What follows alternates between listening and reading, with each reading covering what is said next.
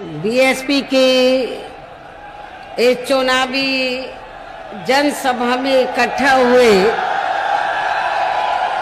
Party के सभी छोटे बड़े पदाधिकारी एवं कार्यकर्तागण, आज आप लोग देश में व यहाँ आपके उत्तर प्रदेश स्टेट में भी लोकसभा के लिए हो रहे आम चुनाव में आपके मुजफ्फरनगर लोकसभा की सीट से पिछड़े वर्ग से ताल्लुक रखने वाले श्री धारा सिंह प्रजापति जी व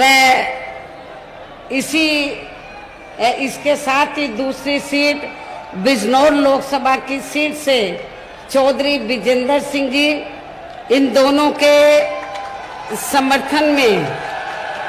आप इन पार्टी के इन दोनों उम्मीदवारों के समर्थन में आप लोग मुझे सुनने के लिए यहाँ भारी संख्या में इकट्ठा हुए हैं, तो उसके लिए मैं आप सभी लोगों का हार्दिक दिल से आभार प्रकट करती हूँ। वैसे आप लोगों को ये मालूम है कि हमारी पार्टी कांग्रेस, बीजेपी व अन्य किसी भी विरोधी पार्टी तथा गठबंधन आदि के साथ मिलकर नहीं, बल्कि अकेले ही अपने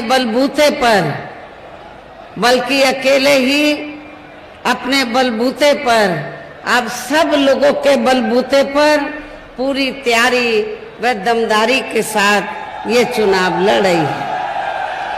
इसके साथ ही हमने इस चुनाव में भी टिकट बंटवारे के मामले में यहाँ सर्व समाज के लोगों को उचित भागीदारी भी दी है, जिनको जिताने में यहाँ पार्टी के लोग पूरे जी जान से लगे हैं। आप लोगों को ये मालूम है कि जब पार्टी बनी थी और पश्चिमी यूपी में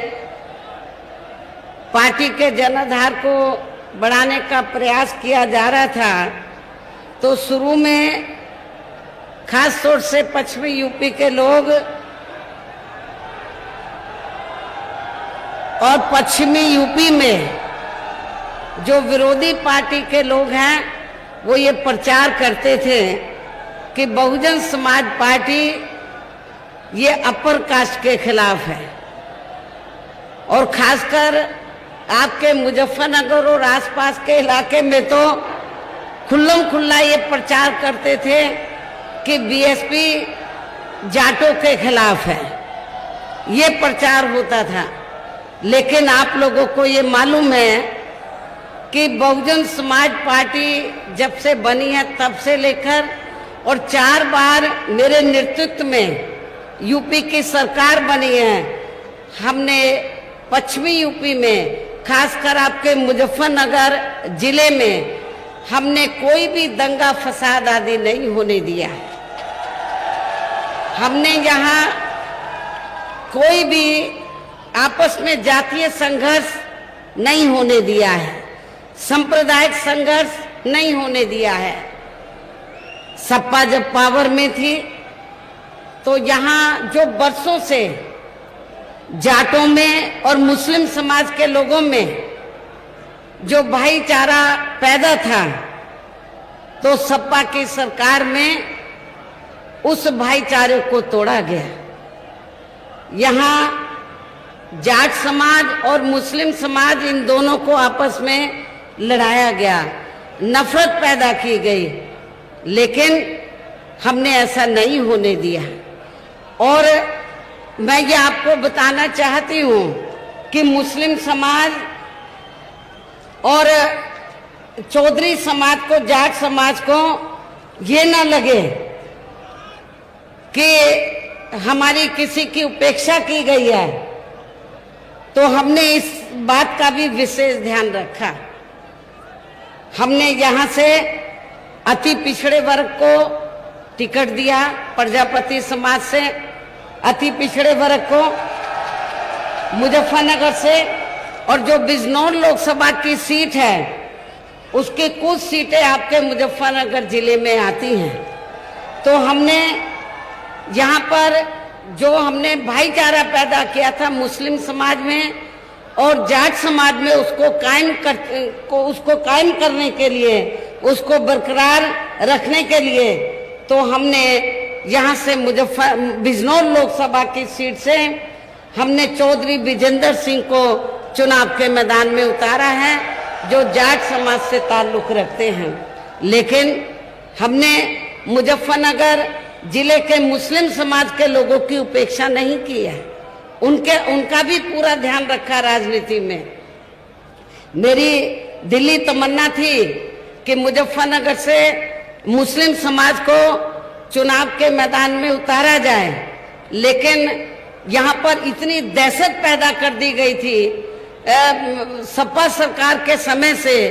मुस्लिम और जाट समाज में, तो मुस्लिम समाज के लोग कोई जल्दी से चुनाव लड़ने के लिए तैयार नहीं हुए, जिसकी वजह से मुझे यहाँ पर अति पिछड़े वर्ग को हमें चुनाव के मैदान में उतारना पड़ा। मैं इनको मेरठ से भी खड़ा कर सकती थी, मैं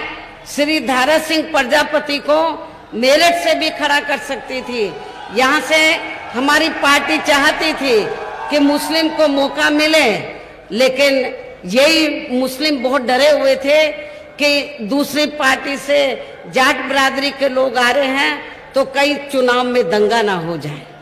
बहुत डरे हुए थे। तो उसको ध्यान में रखकर तो मैंने श्री धारा सिंह प्रजापति को मुजफ्फरनगर से खड़ा किया, लेकिन फिर भी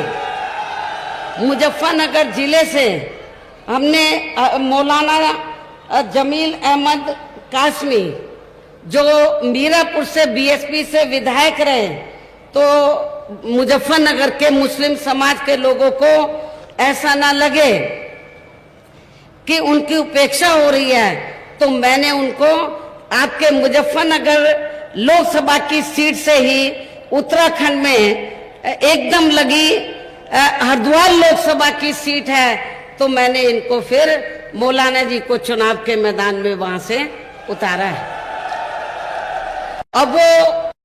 हरिद्वार से चुनाव जीत के जाएंगे तो समझ लो वो अकेले हरिद्वार ही नहीं, आप लोगों को लगेगा कि वो मुजफ्फरनगर के निवासी हैं, तो वो दोनों जगह के वो मेंबर पार्लियामेंट एक तरीके से आपके सामने वो रिप्रेजेंट करेंगे मतलब। तो इसलिए हमने मुस्लिम समाज का यहाँ नहीं दिया, तो हमने उनको मौका बगल की हरिद्वार लोकसभा की सीट से दिया है। ये भी मैं, और सहारनपुर तो बिल्कुल लगी हुई है, वहां से मौका दिया है। हमने क्षत्रिय समाज को कैराना से टिकट दिया है। तो हमने सर्व समाज का रिजर्व सीट तो शुरू कास्ट के लोग ही चुनाव लड़ते हैं, लेकिन हमने अति पिछड़े वर्ग को भी पूरा मौका दिया है। तो इसलिए हमने टिकट बंटवारे के मामले में तो इस बात का विशेष ध्यान रखा है कि सर्व समाज के लोगों को ये लगे कि हमारी अपनी पार्टी है। हालांकि आज यहाँ आपकी इकट्ठा हुई अपार भीड़, वह भीड़ के जबरदस्त जोश को भी देखकर अब मुझे भी ये काफी हद तक भरोसा हो गया है कि पिछली बार की तरह इस बार भी आप लोग अपने प्रदेश से यहाँ लोकसभा के आम चुनाव में अपनी पार्टी का बेहतर रिजल्ट लाएंगे, अपने क्षेत्र से भी आप लोग बेहतर रिजल्ट लाएंगे। पिछली बार आप लोगों ने बिजनौर लोकसभा की जो सीटें इधर आती है मुजफ्फरनगर में, बीएसपी के उम्मीदवार को यहाँ से जिताकर भेजा। इस बार भी आप लोग रिकॉर्ड तोड़ वोटों के अंतर से चौधरी विजेंद्र सिंह को आप लोग जिताकर भेजेंगे।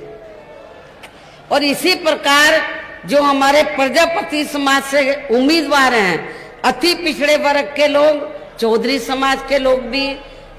अपर कास्ट समाज के लोग भी, अति पिछड़े वर्ग के लोग, दलितों के साथ ये मिल जाएं,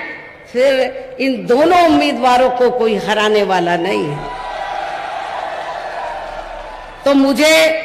आप लोगों के ऊपर ये पूरा भरोसा है कि आप लोग इन दोनों लोकसभा की सीटों को जरूर कामयाब बनाएंगे। इसके लिए अब मैं आप लोगों का ध्यान कुछ जरूरी बातों की तरफ दिलाना चाहती हूँ और इस संबंध में विशेषकर मैं कांग्रेस, बीजेपी व इनके अन्य सभी सहयोगी दलों के बारे में ये कहना चाहूंगी कि आजादी के बाद शुरू में केंद्र व देश के काफी राज्यों में भी ज्यादातर सत्ता यहाँ कांग्रेस पार्टी के हाथों में ही केंद्रित रही है, किंतु इनकी खासकर दलित व आदिवासी एवं अन्य पिछड़ा वर्ग विरोधी तथा अन्य और मामलों में भी रही गलत नीतियों एवं गलत कार्य प्रणाली आदि की वजह से ही फिर इस पार्टी को केंद्र व काफी राज्यों की भी सत्ता से बाहर होना पड़ा है तथा यही स्थिति इनकी सहयोगी पार्टियों की भी बनी रही है, जिस कारण ही फिर हमें बहुजन समाज पार्टी को बनाने की जरूरत पड़ी है। और अब पिछले कुछ वर्षों से बीजेपी एवं इनके सहयोगी दल केंद्र व अधिकांश राज्यों की भी सत्ता में काबिज हो गए हैं। साथ ही इनकी भी ज्यादातर जातिवादी, पूंजीवादी, संकीर्ण, सांप्रदायिक व द्वेषपूर्ण नीतियों एवं कार्य प्रणाली आदि से तथा इनकी कथनी व करनी में भी काफी अंतर होने की वजह से ही ऐसा लगता है कि इस बार ये पार्टी भी यानी कि भारतीय जनता पार्टी भी केंद्र की सत्ता में आसानी से वापस आने वाली नहीं है, बशर्ते यदि ये चुनाव इस बार फ्री एंड फेयर होता है तथा आम चर्चा के मुताबिक वोटिंग मशीनों में भी कोई गड़बड़ी आदि नहीं की जाती है। और वैसे भी इस बार चुनाव में इनकी कोई भी पुरानी व नई चल रही नाटकबाजी, जुमलेबाजी व गारंटी आदि काम में आने वाली नहीं है, क्योंकि अब देश की जनता काफी हद तक इस बात को समझ चुकी है कि इनकी पार्टी ने अब तक देश के विशेषकर गरीबों, कमजोर तबकों, मध्यम वर्गीय एवं अन्य मेहनतकश लोगों को जो इन्हें अच्छे दिन दिखाने के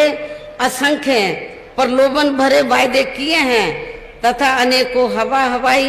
व कागजी गारंटी भी दी है, तो उनका जमीनी हकीकत में अभी तक इन्होंने लगभग 1/4 हिस्सा भी कार्य पूरा नहीं किया है, बल्कि इसके स्थान पर इनका ज्यादातर समय व ताकत भी यहाँ इनके अपने चहेते रहे बड़े बड़े पूंजीपतियों एवं धन्ना सेठों को ही ज्यादा से ज्यादा मालामाल व धनवान आदि बनाने में तथा उन्हें हर स्तर पर छूट देने व बचाने में ही लगी रही है, जिनके अधिकांश आर्थिक सहयोग से ही ये पार्टी व अन्य पार्टियां भी अपना संगठन चलाती हैं तथा चुनाव आदि भी लड़ाती हैं, जिसका काफी कुछ खुलासा बॉन्ड की आई अभी हाल ही में बॉन्ड की आई रिपोर्ट से भी हो जाता है।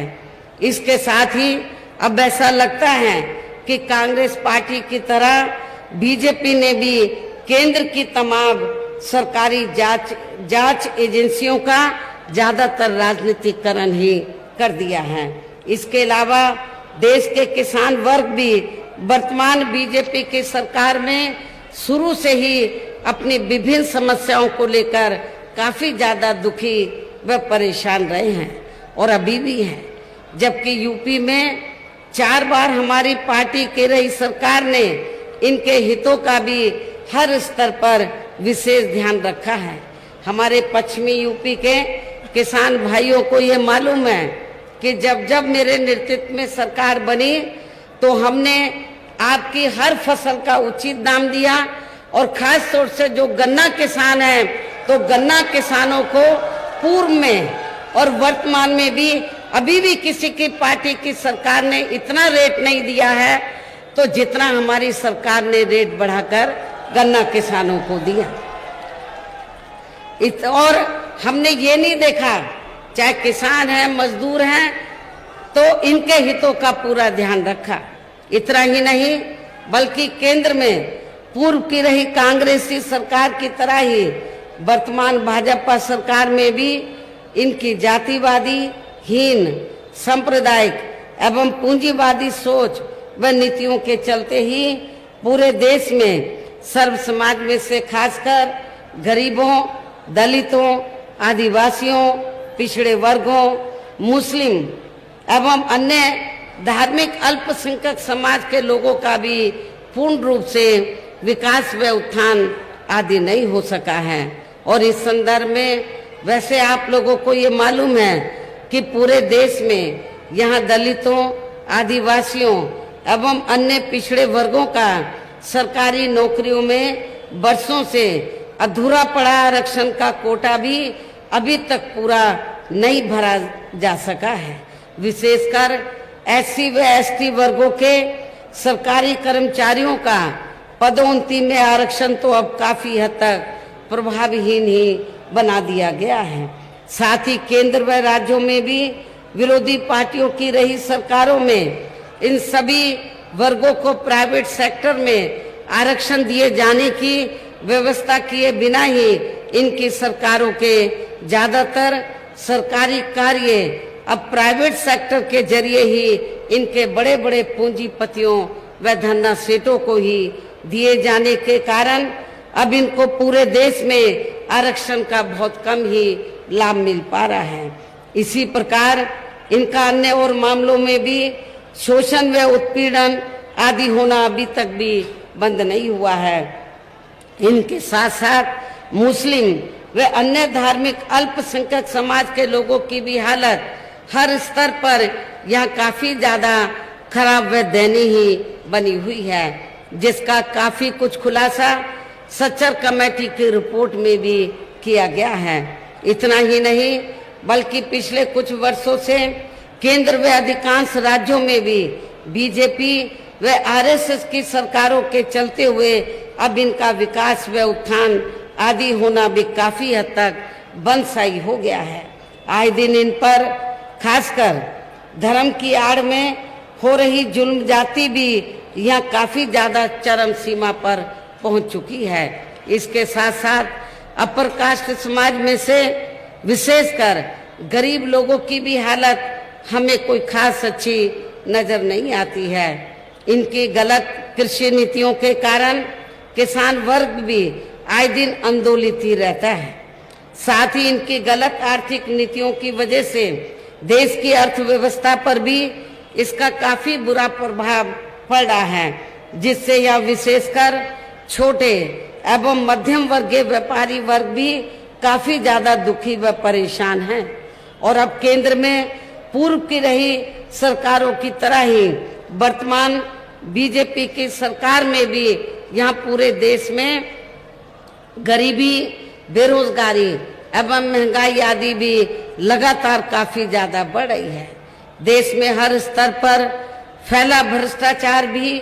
अभी तक कम नहीं हुआ है। साथ ही अपने देश की सीमाएं भी अभी तक पूरे तौर से सुरक्षित नहीं है। ये भी बड़ी चिंता की बात है। ऐसे में अब आप लोगों को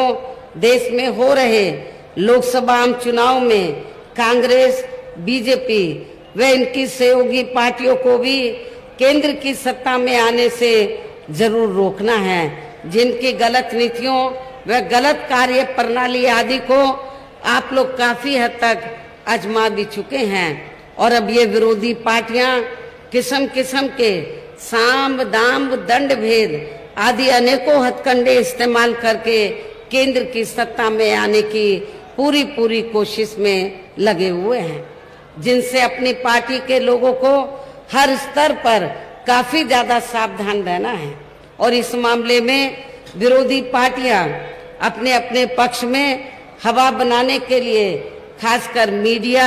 ओपिनियन पोल व सर्वे आदि का जो बड़े पैमाने पर इस्तेमाल कर रही हैं, तो उनसे भी अपनी पार्टी के लोगों को बिल्कुल भी गुमराह नहीं होना है। इसके साथ ही विरोधी पार्टियों के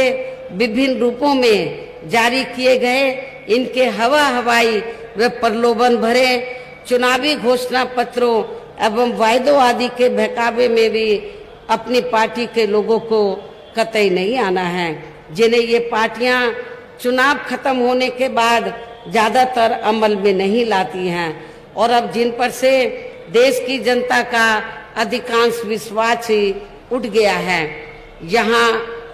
यही खास वजह है कि हमारी पार्टी किसी भी चुनाव में अपनी पार्टी का कोई भी चुनावी घोषणा पत्र आदि जारी नहीं करती है। वैसे भी हमारी पार्टी किसी भी मामले में कहने में बहुत कम बल्कि कार्य करके दिखाने में ही ज्यादा विश्वास रखती है और इस बात का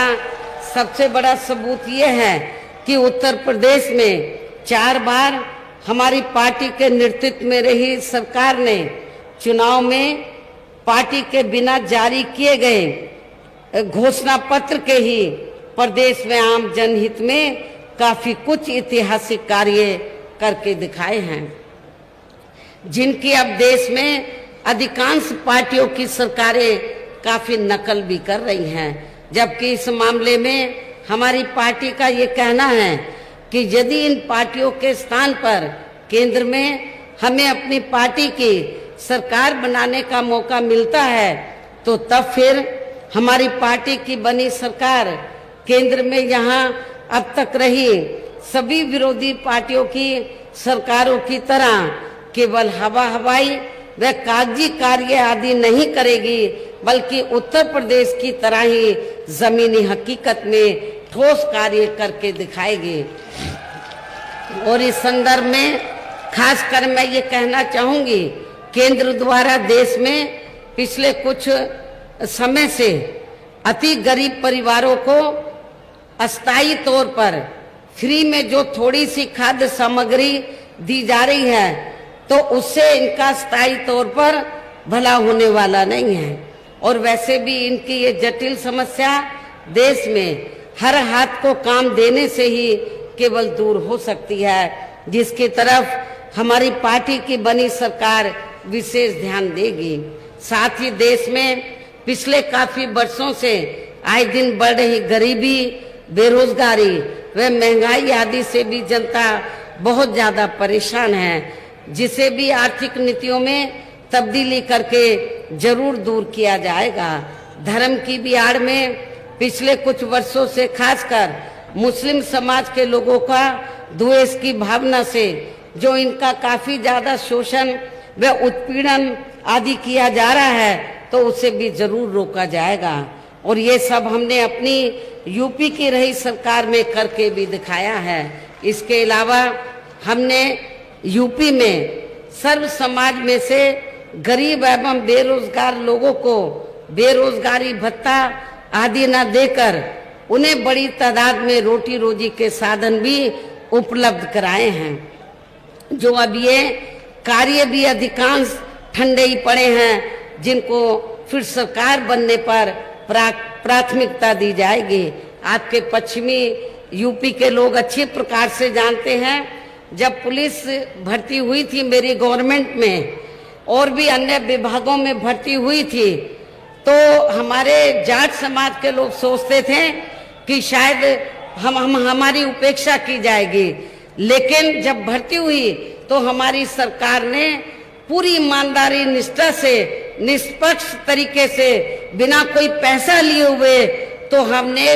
गरीब बेरोजगार लोगों की भर्ती की और पुलिस में भी काफी बड़ी तादाद में लोगों को हमने पश्चिमी यूपी से भेजा और उसमें जाट समाज के लोगों की भी बड़ी तादाद थी। भर्ती में जाट समाज के जो नौजवान बच्चे हैं उनको भी हमने अपॉइंट किया बिना किसी पैसे के। पश्चिमी यूपी में अपने जो जाट समाज के लोग हैं वो ये कहते हैं कि बीएसपी की पहली एक ऐसी सरकार है जिसने कोई बिना पैसे के हमारे बच्चों को पुलिस में और अन्य विभागों में भर्ती किया। तो केंद्र में हमारी सरकार बनने पर इसी पैटर्न पर तो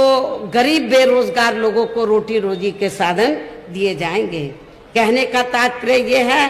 कि देश में इस समय हो रहे लोकसभा आम चुनाव में विरोधी पार्टियों के जारी किए गए उनके हवाई व प्रलोभन भरे चुनावी घोषणा पत्रों आदि के बहकावे में अब यहाँ खासकर देश के अति गरीबों, मजदूरों, बेरोजगारों एवं अन्य जरूरतमंद लोगों को बिल्कुल भी नहीं आना है। और अब इन्हें ऐसी सभी विरोधी पार्टियों को हर हालत में केंद्र की सत्ता में आने से जरूर रोकना है, जिनकी कथनी व करनी में काफी अंतर रहा है तथा जिन्हें ये लोग बरसों से आजमा भी चुके हैं। ऐसे में अब मेरा यही कहना है कि आप लोगों को अपने खुद के व अपने प्रदेश एवं देश के भी हित में अपने वोटों को आप लोगों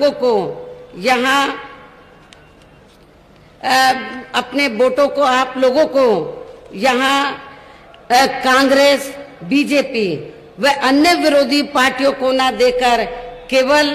अपनी एकमात्र हितैषी पार्टी बहुजन समाज पार्टी को ही देना है। जो ये पार्टी उत्तर प्रदेश की तरह ही केंद्र में भी अपनी पार्टी की सरकार बनने पर फिर पूरे देश में यहाँ अपनी पार्टी की सर्वजन हिताय व सर्वजन सुखाय की नीतियों पर आधारित ही सरकार चलाएगी। इसके साथ साथ केंद्र से जुड़ी आपके क्षेत्र की जो भी यहाँ स्थानीय समस्याएं होंगी तो उन्हें भी फिर दूर करने का जरूर हर संभव पूरा प्रयास किया जाएगा। और इस मामले में आप लोगों की लंबे अरसे से ये डिमांड रही है पश्चिमी यूपी के लोगों की कि इस मामले में आपके खासकर पश्चिमी यूपी क्षेत्र को अलग से स्टेट बनाने के लिए भी ठोस कदम उठाए जाएंगे। आप लोग चाहते हैं कि पश्चिमी यूपी अलग से स्टेट बने, तो इसके लिए भी जब सेंटर में हमारी सरकार बनेगी तो इसके लिए भी जरूर ठोस कदम उठाए जाएंगे ताकि यहाँ के लोगों का पूर्ण रूप से विकास व उत्थान आदि हो सके। साथ ही यहाँ गरीबों, मजदूरों, बेरोजगारों, कर्मचारियों, किसानों, छोटे व्यापारियों एवं अन्य मेहनतकश लोगों के हितों का भी विशेष ध्यान रखा जाएगा। सर्व समाज में से खासकर दलितों, आदिवासियों, पिछड़े वर्गों, मुस्लिम व अन्य धार्मिक अल्पसंख्यक समाज के लोगों के विकास व उत्थान के साथ साथ हर स्तर पर इनकी सुरक्षा आदि के लिए भी प्रभावी कदम उठाए जाएंगे। और तभी फिर यहाँ वास्तव में अपने देश के महान संतों, गुरुओं व महापुरुषों में भी विशेषकर महात्मा ज्योतिराव फूले, श्री छत्रपति शाहू जी महाराज, श्री नारायण गुरु, बाबा साहब डॉक्टर भीमराव अंबेडकर, स्वर्गीय चौधरी चरण सिंह जी एवं मान्यवर श्री कांशीराम जी आदि का अधूरा सपना जरूर साकार हो सकता है, जिनको यूपी में हमारी पार्टी की रही सरकार द्वारा हर स्तर पर पूरा आदर सम्मान दिया गया है। इन्हीं खास बातों के साथ ही अब मेरा पार्टी में मूवमेंट के हित में यही कहना है कि हमारी पार्टी ने आपके मुजफ्फरनगर लोकसभा की सीट से श्री धारा सिंह प्रजापति को और बिजनौर लोकसभा की सीट से चौधरी विजेंद्र सिंह को हमने चुनाव के मैदान में उतारा है। जो यहाँ आपके सामने मंच पर मौजूद हैं तो उन्हें आपको जरूर कामयाब बनाना है, जिसके लिए यहाँ पार्टी के सभी स्तर के छोटे बड़े पदाधिकारी प्रभारी व जोन के इंचार्ज आदि पूरे जी जान से लगे हैं। और अब आप लोगों को वोट पड़ने वाले दिन यहाँ बीएसपी के अपने सभी लोकसभा उम्मीदवारों को मैं पुनः अपील करती हूँ कि वोट पड़ने वाले दिन आप लोगों को अपनी पार्टी के सभी उम्मीदवारों को अपनी पार्टी का जो चुनाव चिन्ह हाथी है, हाथी चुनाव चिन्ह के सामने वाले बटन को दबाकर इनको भारी वोटों के अंतर से, रिकॉर्ड तोड़ वोटों के अंतर से जिताने की पुरजोर अपील करते हुए अपनी बात यही समाप्त करती हूँ। जय भीम, जय भारत।